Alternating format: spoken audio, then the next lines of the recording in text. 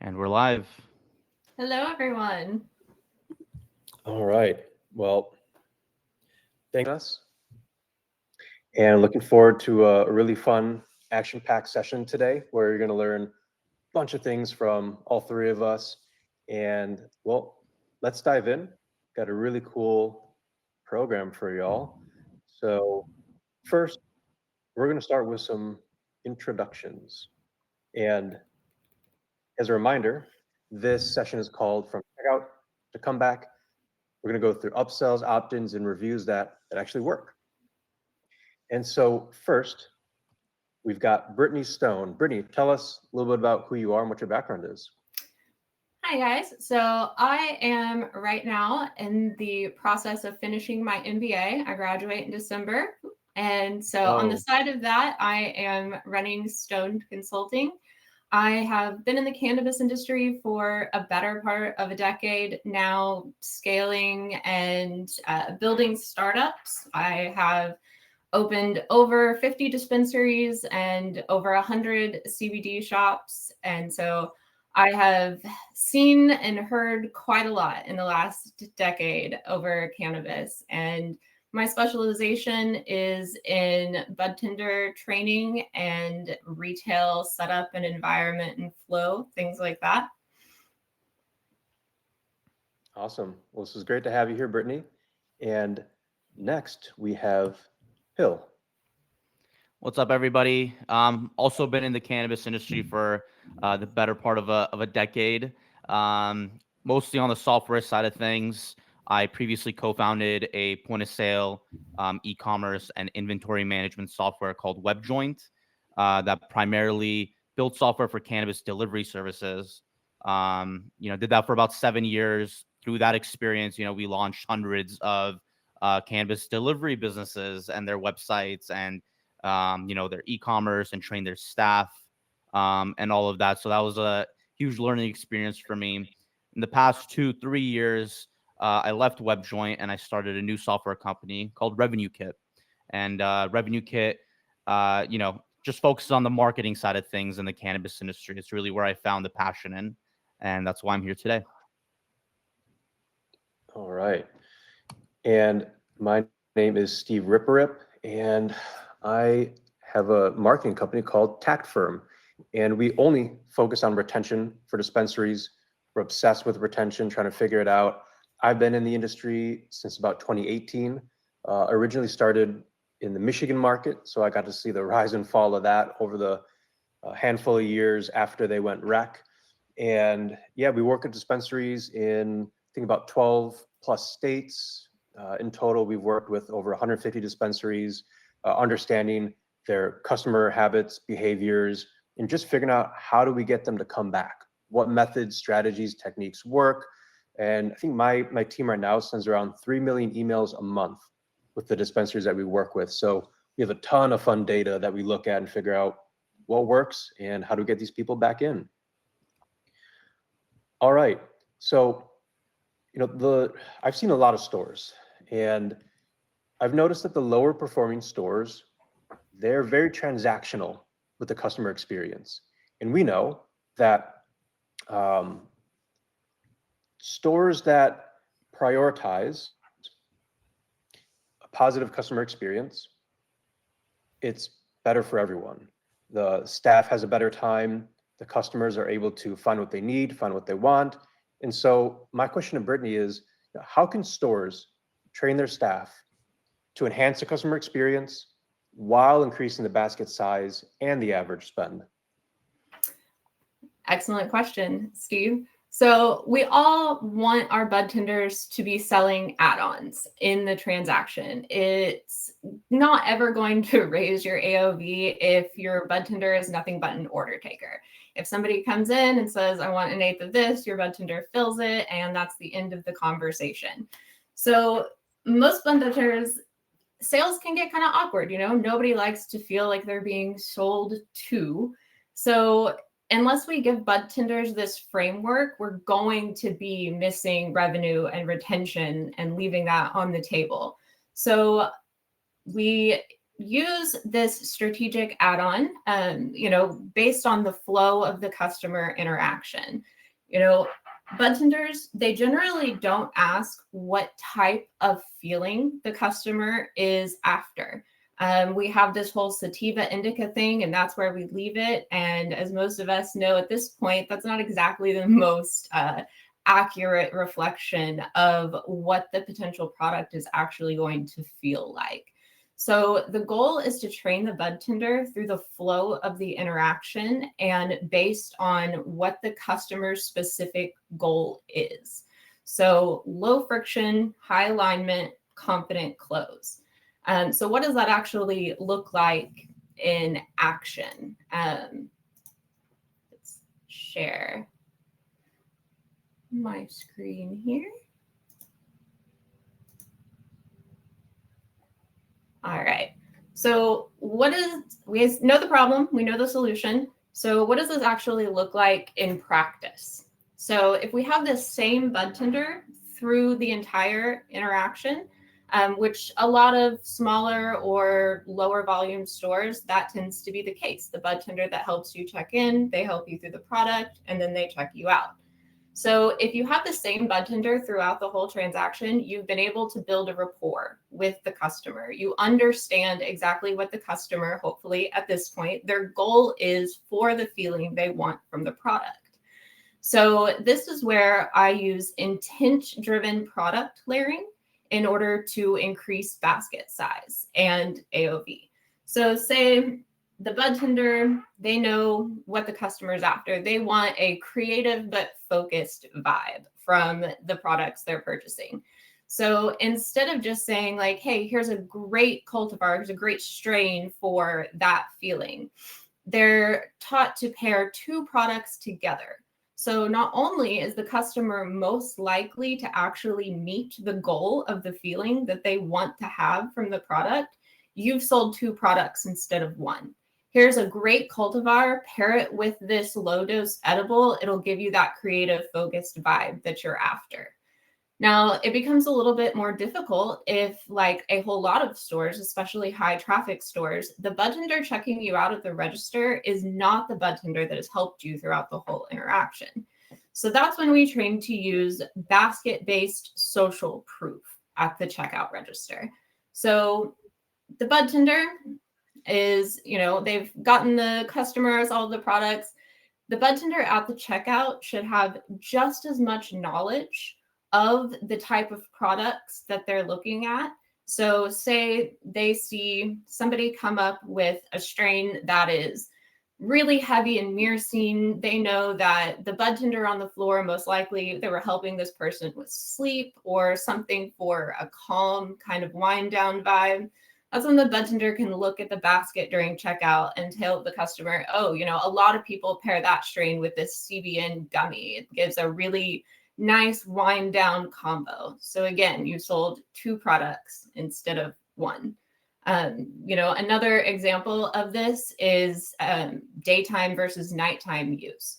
We're going to want something different for a Saturday hike than we are to maybe sit down and watch a movie and chill at night. So if the budtender is really familiar not only with the customer's goal, but the actual intricacies of the cannabis products they're selling, they are able to layer or add on those with social proof and increase both AOV and basket size. I like that. I like how you mentioned there, like, don't script the sale. Like sometimes we get to checkouts in not just dispensaries, but other types of places where it seems very robotic and everyone asks and says the same things. They even might have like a very specific tagline they use at, for example, some of the fast casual restaurants when they're, for example, Chipotle. It's like they ask you at the beginning of the line, do you, if you ask for a burrito, oh, do you want it in a bowl or a tortilla? And sometimes they say it so fast, you don't even know what they're saying. And I like how you make the points here. It's situational, and how the budtenders need to know like why someone wants something, but also what they're buying. And like you mentioned, being able to recommend other types of products, or even just confirming like, oh yeah, I had that strain last week. That's really great product. So getting the customer excited that they made the right choice. as well, especially if the staff help them, pick that out. And then, some of the most successful stores that we've worked with, they collect huge email lists. And they use that list to extract revenue from existing customers by messaging them, looking at those types of purchases that they made, and even acting almost like a digital bud tender and recommending other types of products based on what they bought before. But they have to get those emails in the first place in order to continue that interaction in the digital space. And some of the better stores we've seen, they're collecting around 40 to 60% of their first-time shopper emails. 40 to 60%. That's a lot. And some of the, lower performing stores, they're only getting around 10 to 15%. So, Brittany, what type of training have you implemented around successfully collecting customer emails, phone numbers at the register, or other types of information? So I generally train on mutual value framing.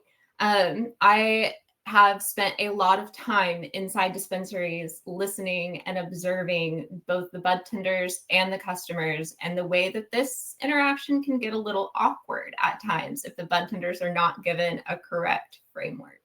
Again, we never really want to script the bud tender, because I feel it becomes very obvious to the customer. If they hear the bud tender, they're standing in line, they hear the bud tender say the exact same thing to every single customer.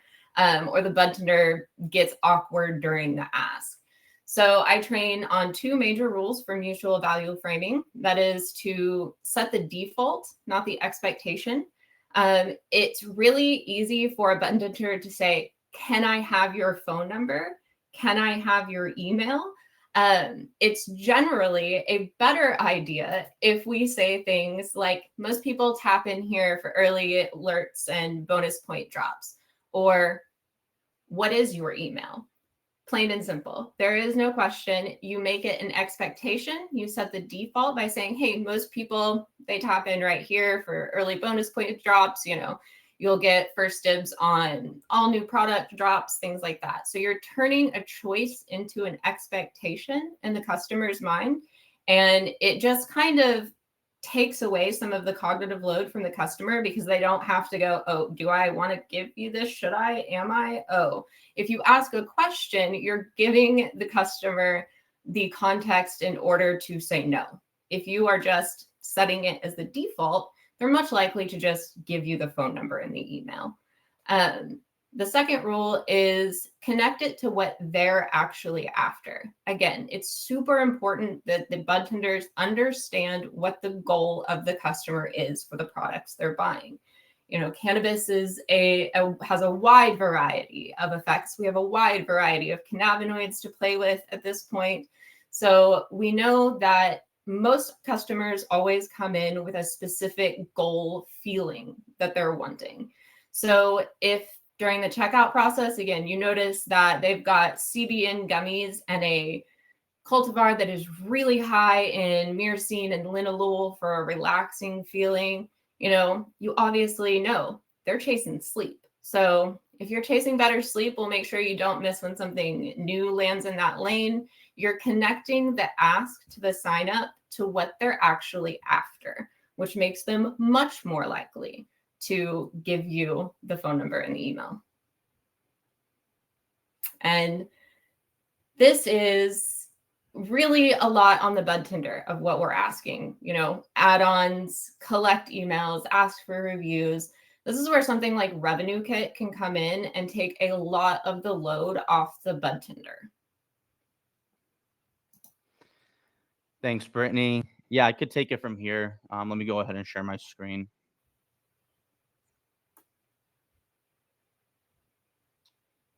Just checking everyone can see this, right? Here we go. Yeah, thanks, Brittany. Yeah, I'm also learning a lot being in this in this seminar. I think it was great. Everything with asking the bud tenders to do the upselling. I think it's huge. It's important, and you definitely do need a personal touch when asking for upsells or recommending products. I think less so with the just asking for capturing contact information. right? That's something that we could do. That's something that where we come in, where we can take that stress off of the bud tender. There's one less thing to have them worry about, or one less thing to, even really train them on, or have them remember. Uh, we have a tool that helps them kind of gamify the process of asking the customer for their contact info, right? So as like a general rule of thumb, anytime you're interacting with a customer, you should do your best to get their contact information. If you don't have their phone number or email, obviously you have no way of like following up with them after that initial interaction. And needless to say, the more people that you have the ability to, contact and follow up with, the more leverage you have to bring in new orders. So we have a tool. It's a spin wheel where you can kind of get it set up in store on an iPad. It'll look something like this. And there's some benefits to using this tool. So for one, the marketing laws, we want to just review them really quick. So there's TCPA is a Telephone Consumer Protection Act. The FCC also gets involved here. And they basically say that businesses need to obtain explicit consent before sending marketing SMS messages, right? So TCPA mandates businesses obtain explicit permission, ideally in writing, before sending marketing text messages. And this consent can be collected through various methods like online forms, paper forms, or even by having consumers text a keyword to your number. So they can give verbal consent, right? So if the bud tender asks, "Hey, do you want to sign up for an email list?" They can give verbal consent for sure. But when you use software like a form or like a spin wheel tool to capture it, that consent is actually tracked, right? So we keep that in our database. It's logged, so we know that they consented. They physically have to check a checkbox to consent. And there's record keeping as well here. So businesses need to maintain records of opt-in and opt-out information to demonstrate compliance with the regulations. So the customer can opt out at any time as well, and we keep those logs as well. So just from a legal perspective, it kind of makes things easier.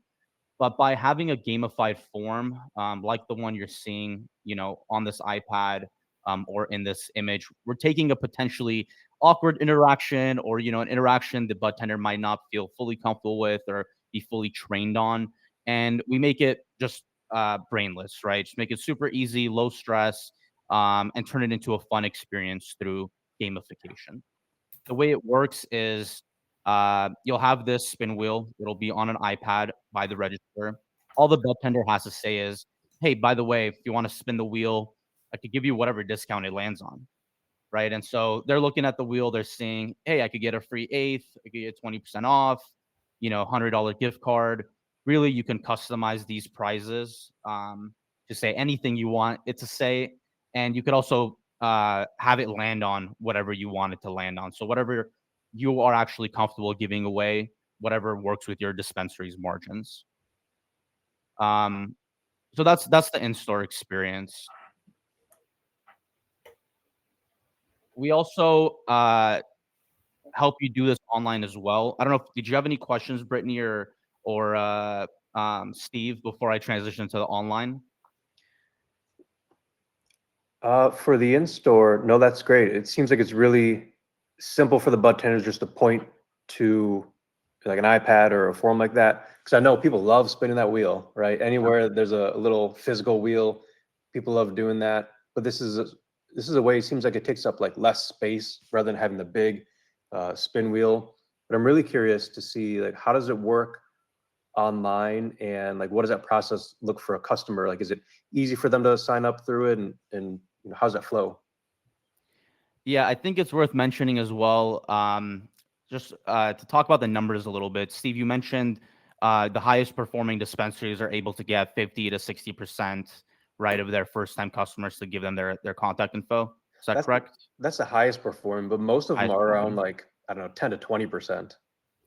Right. So the customers that I have using the spin wheel in store, they're basically telling me it's a 99% or like 99.9%. This customer specifically, Jack's Cannabis, he goes, "Yeah, man, we love the spin wheel. Only one person didn't fill it out, and that's because they didn't have a valid email address, and that's because they were like 90 years old."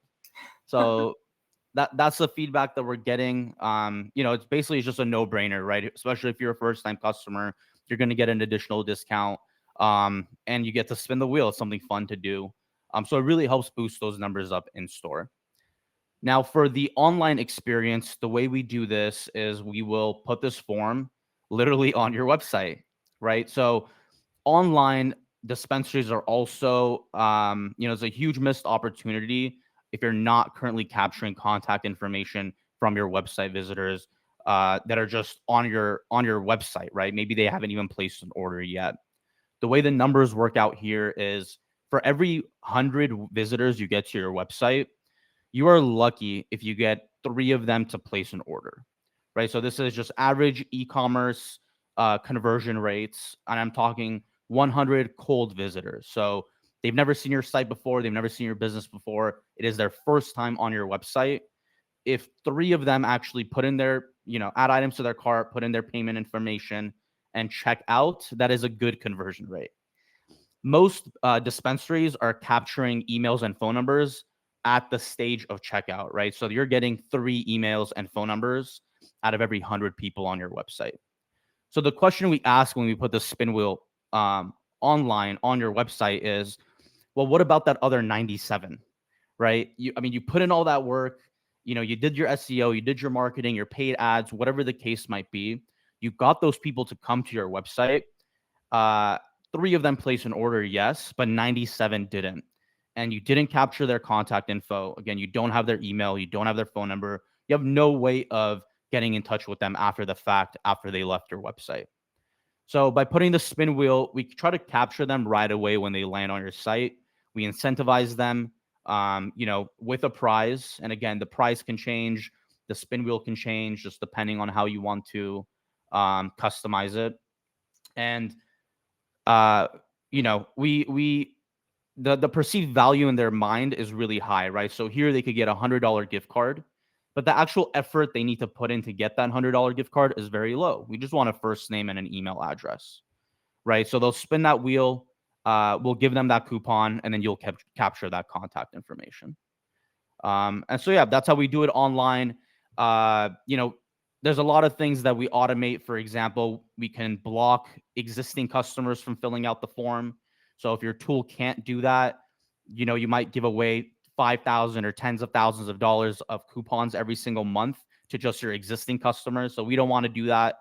We don't want to give away coupons to existing customers. We just want to help you get new customers, right? New emails, new phone numbers to add to your marketing list. So we'll block your existing customers from filling out the form.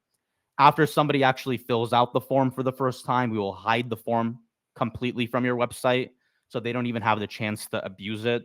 We track their IP address. We block that form from loading the next time they're on your site so they can't put in an additional email or whatever the case might be to try to get additional coupon codes. And of course, it'll integrate with your tech stack as well. So it'll integrate with your Alpine IQ, with your Spring Big, Dutchie, so on and so forth. So you can actually take this contact info, get it into your marketing software, and then people like Steve can take it from there, right? And they know what to do with it best. So I will leave it at that. As an example, we implemented this, with most of the stores that we work with, and one of our stores in New Jersey, they were collecting like in-store 300 to 400 emails a month, which was fairly decent for their size. And then when we had the spin wheel online, they're collecting an extra 1,200 to 1,500 emails. So they basically like 4x'd the amount of emails that they were capturing. And then that gives us a lot of ammo to go and engage with those customers and convert them. So really helpful tool in-store and online. It basically helps reduce the burden quite a bit from the bud tender at the register. And we're all about trying to figure out, how does the staff communicate better, create a better experience with the customers. And so, Brittany, how does a customer's final experience at the register, how does it affect their overall perception of their visit? So yeah, that is something that I think a lot of dispensaries don't quite pay attention to, is that last like 30 or 60 seconds before the customer leaves your store. most of the time it is rushed. If it's a high traffic store, it kind of feels robotic, or they almost skip it entirely with just thanks, come again. That doesn't actually anchor anything in the customer's memory. So if it feels transactional, they're much less likely to remember it. And you are missing the opportunity to help shape how your customer feels. And there's something called the peak end rule, which basically just in behavioral economics tells us people are much more likely to remember the end of an event or any transaction than they are really to remember the beginning or the middle part. So we treat the last 15 seconds like a really brand defining moment. We have to train our budtenders to end with curiosity, connection, and a clear path to next time. So if we can use these memory anchoring tricks to kind of cement that feeling that we want them to leave with, it's much more likely to foster long-term loyalty. And as Steve has told us many, many times on LinkedIn, 50% of your customers never come back. And that is a big issue. So a couple of ways that I train on making this last interaction with the budtender at checkout memorable is to do a couple of things. Normalize iteration, which is a really important one. Cannabis is a very personalized thing. What works for me might not work for you. And having the customer understand that, hey, we might need to try something a little different next time. So again, if we're having a customer that is looking at products for sleep, which in my experience is one of the most common reasons why people come into a dispensary looking for help with something, it's often sleep. Something like, hey, let me know if that works for you. Sometimes it takes a few to find the one that really clicks. Your budtender is not only normalizing iteration and coming back, finding the product that's right for you through experimentation, but they're taking a vested interest. Let me know how that works for you next time you come in.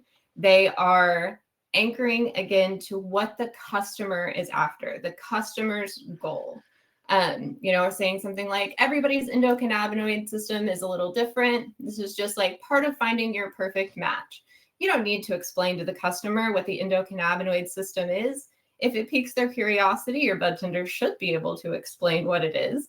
But just letting them know that, hey, next time you come in, let me know how this worked for you, and I'll help personalize something just for you so you can achieve the feeling you're after. That and inviting feedback and follow-up is really important. Just again, hey, let me know if this worked for you the way you wanted it to. I love hearing what lands for you, what didn't. Or inviting feedback. Are there any products that you'd like to see next time you come in? We're always adding new things based on what our customers want. If they have something that maybe they didn't see, that's a product you can look into. That's another data point for your store. And it invites the customer to feel at home there. You're positioning your budtender not as just a seller, but as a guide through this experience. It builds trust in a way that few things can inside of a dispensary.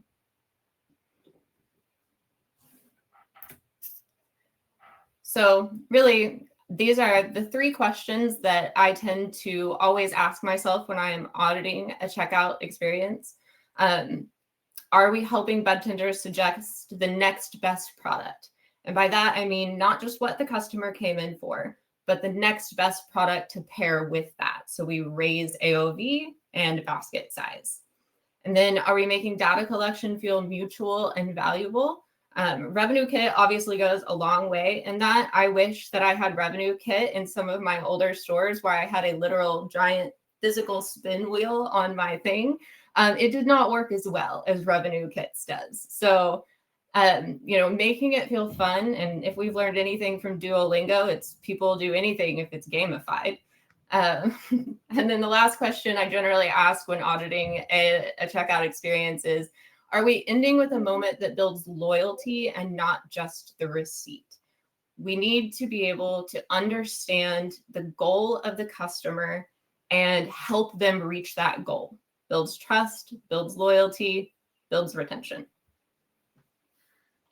That's great. And really cool framework there. When you're mentioning here, an audit for the checkout experience, 3 great questions. And if you think about it, like the budtenders, they see a lot of customers a day.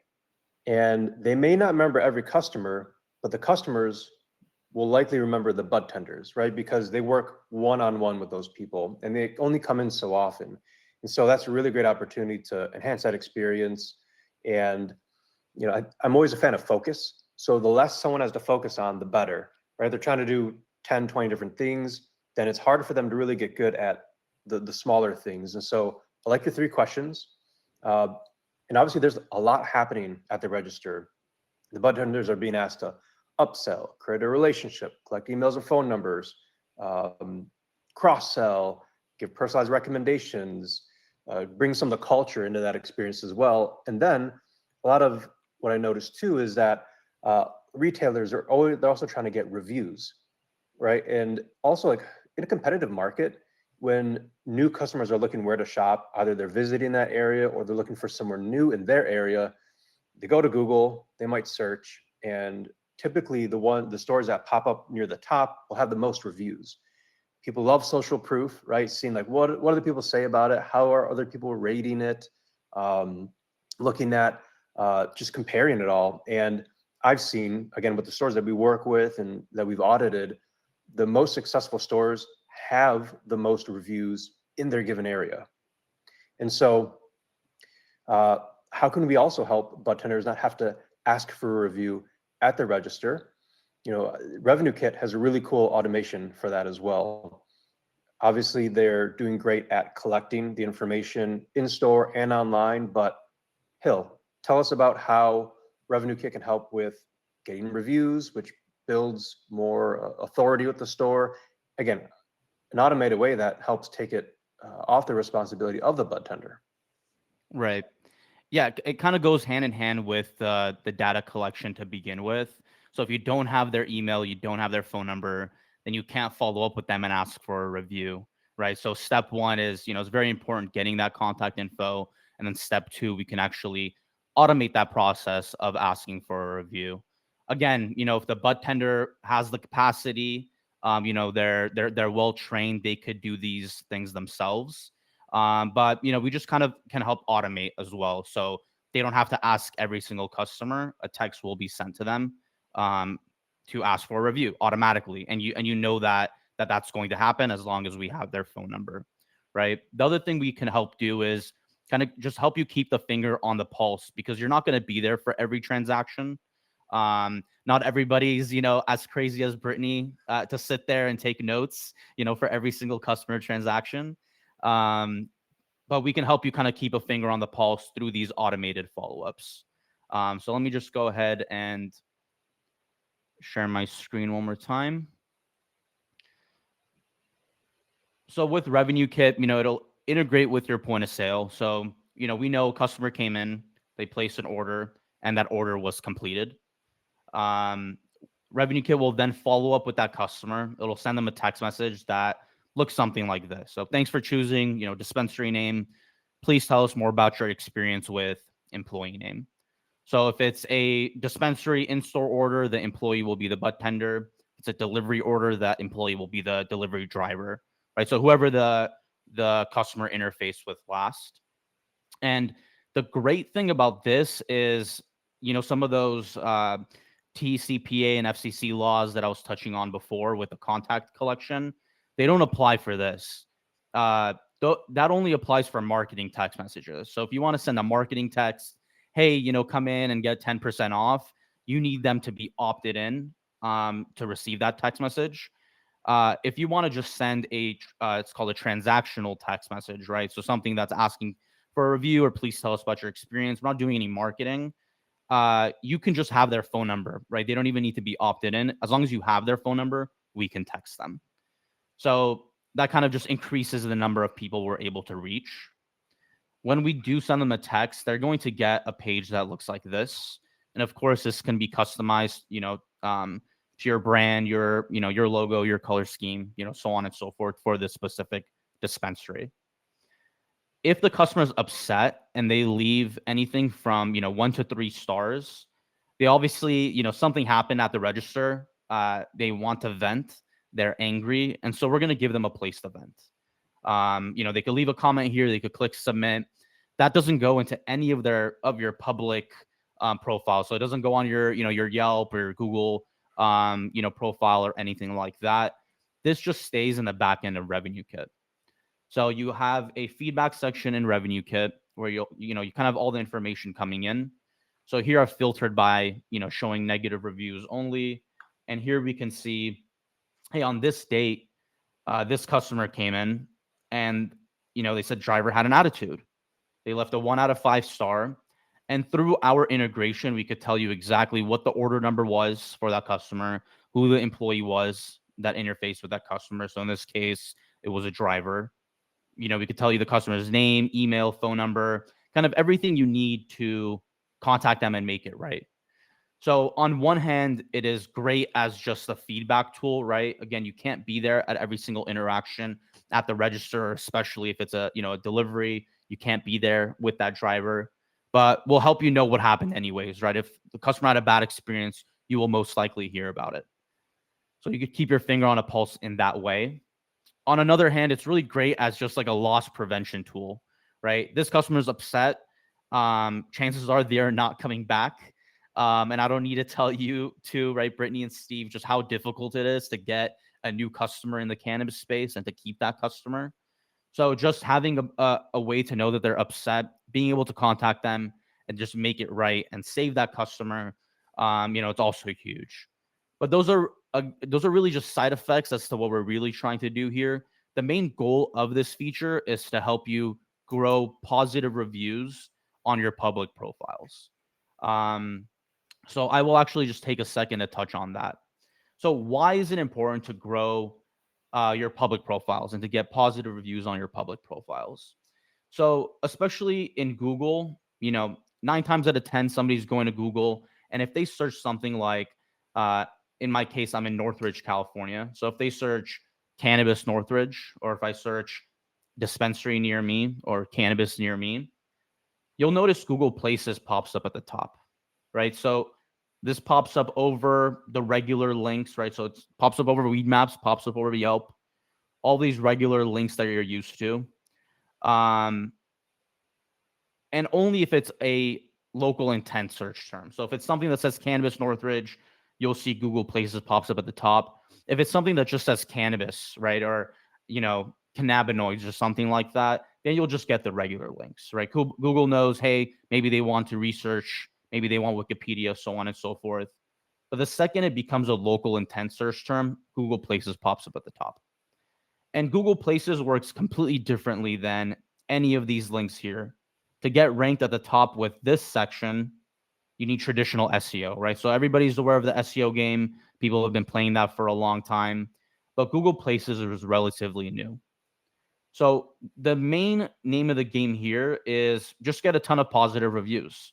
This is a completely separate profile than your website. This doesn't use traditional SEO. To rank at the top of Google Places, you just need a ton of positive reviews. And so this is one way that you can help automate that process, right? Customer comes in, we send them a text. If the review is, 4 or 5 star, you notice we don't ask them to leave a comment because we don't want them to feel like they're done with that process. And when they click on next step, we'll send them directly to your public profiles, Google Places, Yelp. We even do support Weed Maps or Leafly, and we'll help you capture those reviews and, climb the ranks of these public profiles as well. So yeah, that's how we could kind of help with feedback and reviews. And it seems really helpful, especially the feedback and getting some of the negative feedback and being able to handle that before they make a review on that, and then being able to collect all those extra reviews. Yeah, a lot of great tips here with, okay, so we looked at this customer journey of the in-store and online, right? When someone goes online, there's a spin wheel, something there to capture their information, potentially convert them into a first-time customer. When they come in store, they're having a wonderful experience. And so they're more likely to either provide information or give some positive feedback. And again, in store, the information is also being captured. But then we have to wonder, okay, after you get their email or phone number and they shop, even if they have a good experience after they review, what happens after that? How do we keep in contact with them? How do we keep that positive experience going after they walk out of the store? Because yeah, half the 50% of first-time shoppers, they don't come back. And so we need to be able to get those people back. So what happens after those emails are collected? Well, this is crazy, but you'd think that, so one of the most important things to do is send a welcome email. And out of the 150 stores that I've audited and looked through their campaigns that they send out on a regular basis, or what they have just set up automated, probably 40% aren't even sending a welcome email automated. And if they are, some of the information is old. It was set up 2 or 3 years ago. It's outdated. Doesn't really explain anything. And it's not really personalized for the experience that they might have had in store locally, or it's just missing some really core details. So I'm going to run you through, what does a good welcome flow look like? What are some of the components of a great welcome flow email? How to keep it simple without overloading someone. So let's take a look at this, and I'll walk you through a little bit of this. Okay, so here's an example of a welcome email. We want to do 4 main things here. We want to reinforce the store's brand, explain rewards program, display popular brands, or promote in-house products. So on the example on the right, it's for Happy Valley in Massachusetts. Now, a lot of times I see stores take the logo and they blow up the logo and make it huge. You don't need to do that. They know where this email came from, right? It'll say in the sender name, it'll say in the email address. And so what you can see here is if we put the logo up top, we gave it space so it's not overcrowded. We also didn't blow it up so that it's huge and obnoxious. Also, some of the store logos don't look very good, and so you don't want to like blow that up in someone's face. Luckily, Happy Valley looks great here. And so, okay, we have the logo there. It contrasts well. It's at the top. Next, we start to reinforce the store's brand a little bit. Use some lifestyle image on the back, in the background. I mentioned Happy Valley loyalty rewards. Add a little tagline there, happy rewards for happy members. Then we explain the rewards programs. So customers know they can earn points on every purchase. And okay, when I do collect points, what can I use those for? Well, they have a really great, basically a 10% cashback program. So if you spend $250, you'll get 250 points, which means you can get $25 off your next purchase. That's awesome. Display popular brands. So they have their in-house brand, which is the 4th point here. And so that's where we want to promote in-house products. And then later down in this email layout, we would see a couple other of categories of their in-house brands, and then clear buttons, right? We're not going to overload and show, here's the specials, here's all this other information, here's our events calendar. No, just show them a couple main points like we have here. Here's 2 other examples. On the left here, again, introducing customers to loyalty program, talking about this loyalty lifestyle, thanking them for joining, again, reinforcing that brand a little bit at the top. Then how it works, spend $1, you get a point. Once you get enough points, here's the percentages off you can get. And then a shop here. And then this store has weekly deals on certain days of the week that don't change. And so we included that there. So they know on a daily basis, here's what's going to be available for discount. And then on the right side here, we can see another example of going from top to bottom, again, introducing the brand, and then talking about getting points. And this one even says here, points don't expire. So making sure that people know, again, engaging graphics. And we've seen that welcome emails, if they're set up correctly, if they're sent out at the right time, and they contain the right types of information, you'll get great engagement. And so subject line is important. That makes sure people open the message. And then whatever you feature here, you'll get clicks from that as well.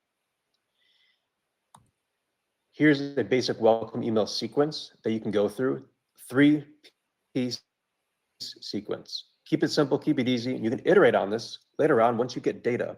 So when someone signs up for the first time, get them into that list, segment, audience to where they're going to get that first welcome email.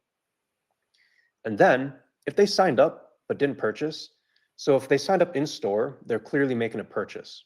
But if they signed up online or found another way to make their way on the list in the system, and they haven't purchased in about 3 days, then send an email explaining customer favorites and popular products.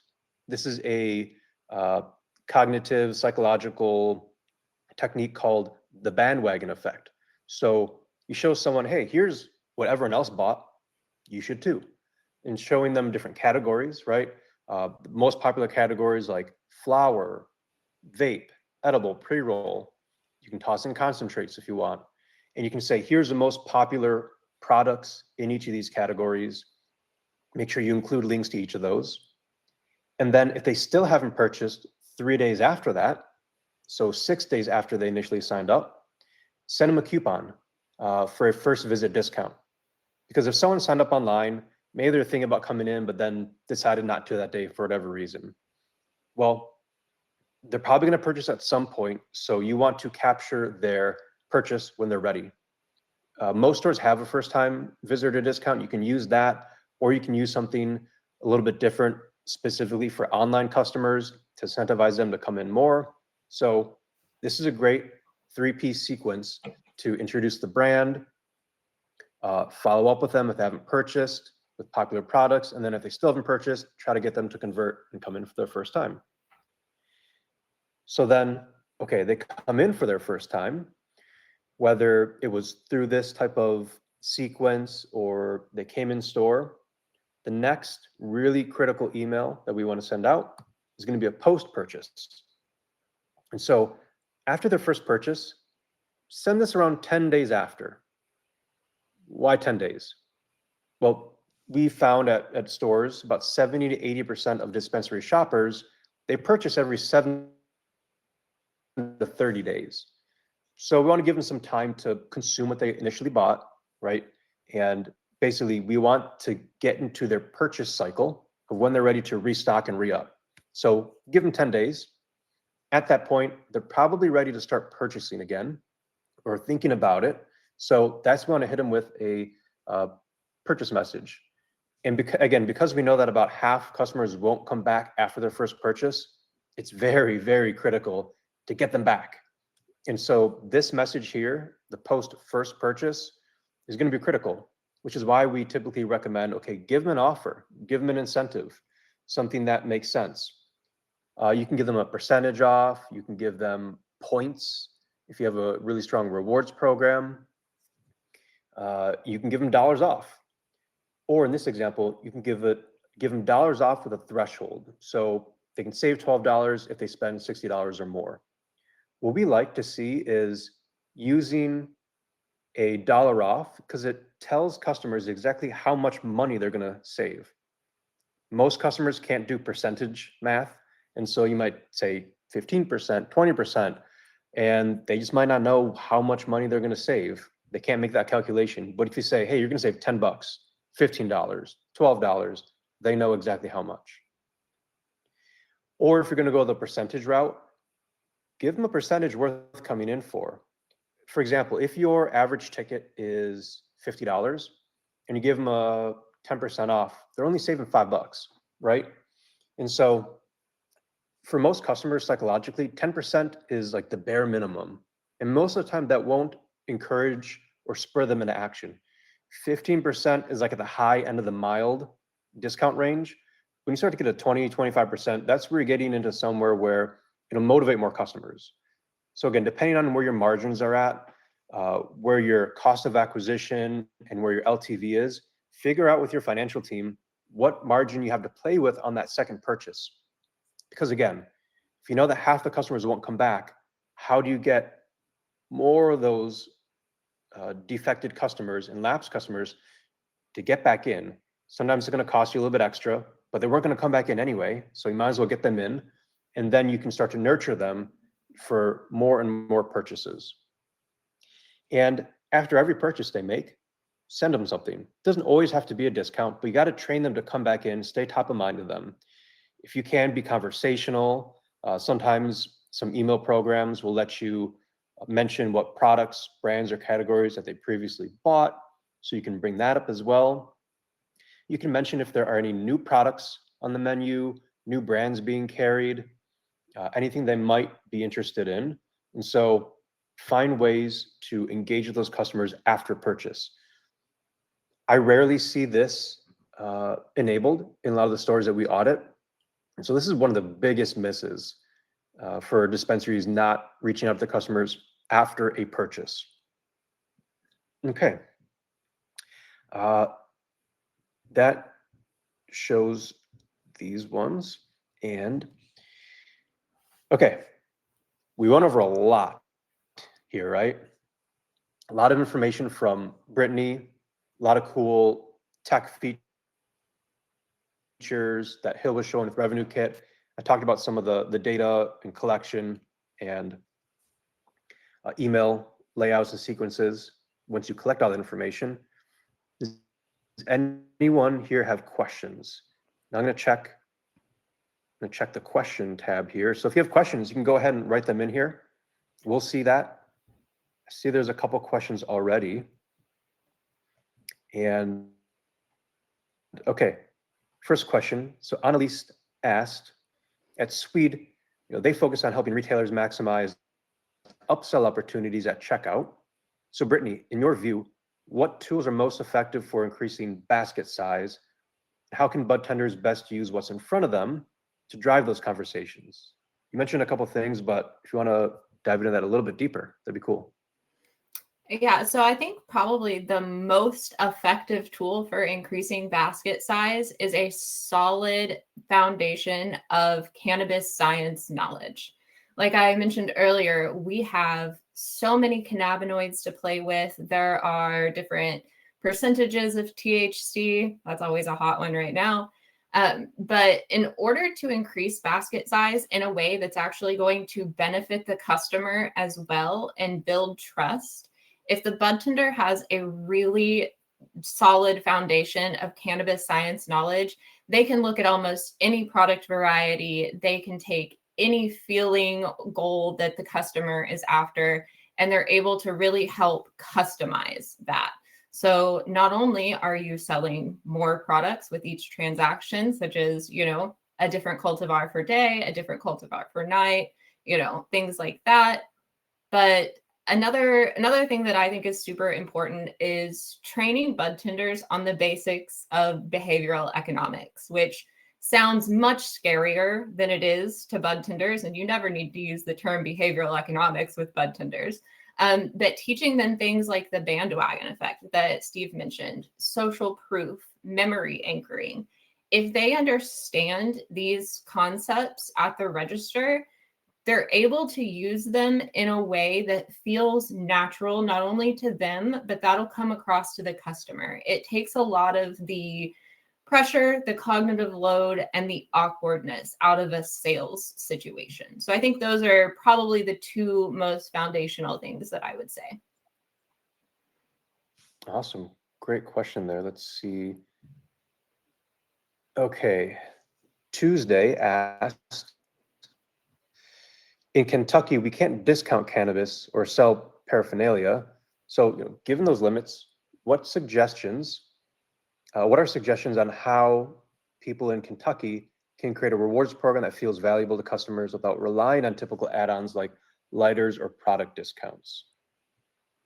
It's a great question. I could chime in a little bit here.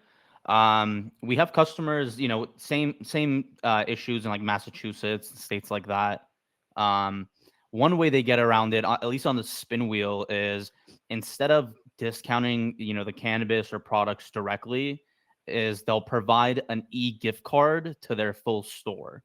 And I know it seems like, kind of a weird loophole, but a customer of mine in Massachusetts was literally, he started doing the spin wheel on his website and he was discounting cannabis.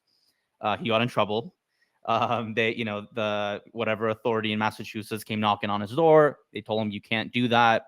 And then he shifted it to, $10 e-gift card, $20 e-gift card. And those were the prizes on his wheel. And they left him alone. And we actually have an integration with a company called Birchmount. They're the largest gift card processor in the cannabis space. You might use them for your store. And so we could actually generate e-gift cards through Birchmount. And so when a customer spins the wheel, they put in their email, they'll actually get emailed, an e-gift card that will work in your store. And that's just one way that we kind of found, a loophole that works. I don't know if you've seen, anything else, Steve. Yeah, what I've seen with other stores, even in areas that they don't have such strict compliance.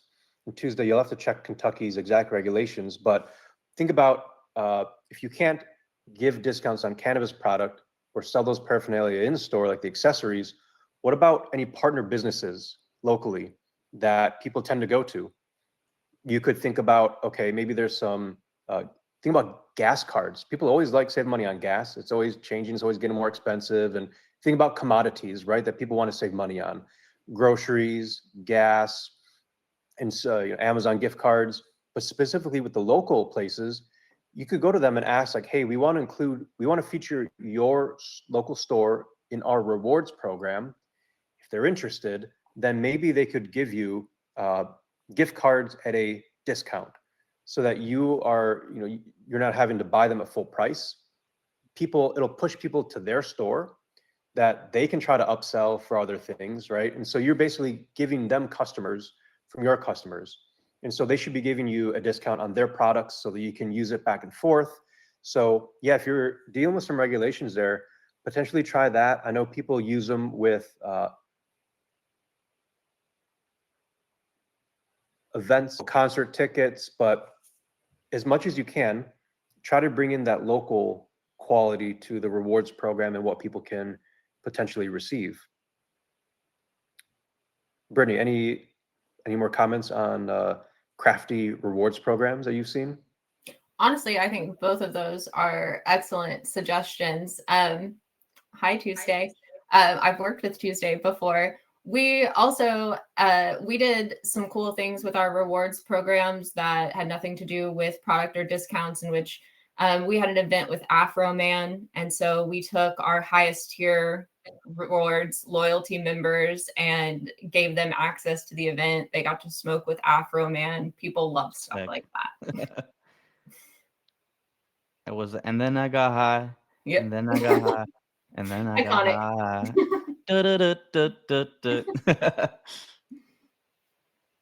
Okay, it looks like we have a new question, I think, for Hill. Yeah, can you walk me through the checkout experience for consumers ordering delivery? How does RevenueKit reach that consumer? Yeah, the checkout experience, it differs depending on what e-commerce software you're using or what point of sale you have as a dispensary or a delivery. So that could just differ just based on your website, what you kind of use to build that out. Where we would come in is, you would have that pop up on your website. So we're going to capture that customer's contact information right away. So whether they actually place an order or not, you have a really high percent of chance that you're going to get their email, you're going to get their phone number. And then if they do place an order, we have their contact info. So we're going to follow up with them at least to ask for some feedback, right? So they don't need to be opted in for that instance for the feedback. So we could text them that, no problem. It's going to be automated, no problem. And if they are opted in, then you can use that email and phone number, for those welcome sequences, right, that Steve mentioned. You can use that email and phone number to get them to come back and place an order at a different day. But yeah, even without the opt-in, we're going to text them. We're going to ask them for feedback. We're going to try to get that positive review on your Google Places or Yelp, Weed Maps, Leafly, so on and so forth. Awesome. That makes sense. And then before we wrap up, there's one more question for Brittany on the training. So, you talked a lot about the different types of training and how to train the staff and what things to ask and what kind of experience to provide. So how often should staff be trained? Should they be trained weekly, monthly? Is it one time and that's it? And should they be trained on the same things, like drilled over and over, or is it new things that are brought up every time? So a little bit of both, actually. It's incredibly important to have a very strong onboarding program for all of your bud tenders that they go through immediately upon hire before you release them out on the floor. I cannot count how many times I have seen people just hand a bud tender a menu and teach them how to work the POS and let them loose. So a really strong onboarding program in the beginning. And then I've generally had to coordinate mini stores all at once. And so my preferred is to do a quarterly training with each store that goes over both something new, because we know how rapidly the cannabis industry evolves, and reinforces principles from the onboarding. I think we all know that the first time you do something or learn something, it doesn't quite click. You need practice and repetition in order to get really good at something. So these behavioral economic principles that I'm talking about, that the bud tenders need to be able to implement naturally in the customer interactions, it takes practice. And so, for example, one, quarterly training where everybody's involved, when THCA first became a big thing, bud tenders did not really understand the science of what THC really was, decarboxylation, things like that, how to talk about it, how to answer questions correctly when asked by customers. So that would have been like the new facet of that quarterly training. And then the other facet would have been things like role play scenarios, or, hey, has anybody had like a customer interaction lately that just really made them go, whoa, I didn't know how to handle that. That was new. We'll go over things like that. And role play is incredibly important. It's awkward, it's weird, it's fun sometimes, but it is an important aspect of training, putting them kind of on the back foot where you're the customer. I was telling Steve, I have like a list of like 50 different types of customers that I have seen just from sitting in dispensaries and listening. So I'll just grab my list and I'll adopt one of those customer personas, and we'll go back and forth and kind of reinforce the principles from the onboarding training, so everybody is always well practiced. Awesome. Okay. And yeah, for everyone that is watching, listening, really think about deeply that customer experience from when they enter online, when they go in store, that whole customer journey, all these different points that were brought up with Brittany, Hill, and that I brought up with some of the emails, is there's so many touch points to enhance the customer experience, to improve it, and to follow along with their journey, so that ideally, right, you just don't want these customers to come in once and then never come back, which we know happens. And so all these tips, everything that was mentioned today, all the trainings, this is how you get people to recur and come back. And really, dispensaries should be building out their life cycle or customer journey funnel and understanding where each of these points occur, so that you can train the staff, you can create the systems, and then make sure the teams are doing what they need to do to get everything in place so that these customers are coming back. And I think we've all seen some really amazing stores with amazing staff, amazing location, products, not have a good system. They suffered from it. And so the best stores we all seen, they have everything in place, a great system, a great team, great leaders, great managers, great everything. And that's how some of the best stores run. And whether you're part of a retail team, creating products or services for a retail team, immerse yourself, obsess yourself about each of these touch points. Look into what Brittany was talking about with each of these different behavioral economics and cognitive biases that everyone falls trapped to, and use it, in positive ways. And then understanding from Hill's standpoint, how can you automate it with technology to reduce the effort on the bud tenders? And then with our work with the retention marketing, how do you keep that experience going after they leave the store so they come back again and again? So yeah, thanks everyone for joining. Awesome to have Brittany Hill and joining me here with everyone, and hope you learned something. Ask us any questions. We're all on LinkedIn. You can find us. You'll also get a follow-up after this call for people that registered. You'll get a recording of this, and you know who to talk to, all of your questions. Yeah, this has been fun. Thanks, y'all. Thanks, everybody. Till next time.